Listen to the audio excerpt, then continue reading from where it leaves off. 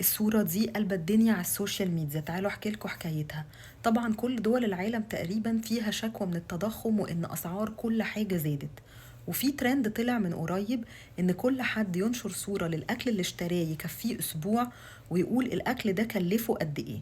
ناس كتير قوي عملت الترند لحد ما في مواطن نشر الصورة دي وقال ان هو جاب الاكل ده هيكفيه اقل من اسبوع وكلفه $200.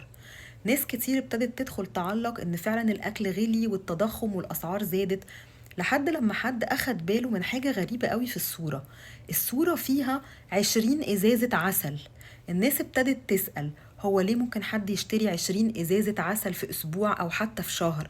الصورة فيها حاجة مش طبيعية. من هنا الناس سابت موضوع الاسعار والاكل والشرب وابتدوا يتناقشوا في حاجة تانية. هي السوشيال ميديا بتصور لنا الحقيقة زي ما هي، ولا ممكن تعتمد على حاجة فعلا موجودة بس تحط عليها توابل وبهارات علشان توجهنا في سكة معينة؟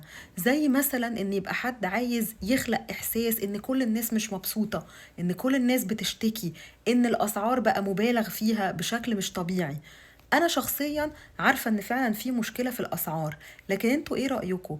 كل حاجة بنشوفها على السوشيال ميديا نقدر نصدقها على طول، ولا لازم الأول نفلترها ونشوف ايه اللي معقول وايه اللي مش معقول؟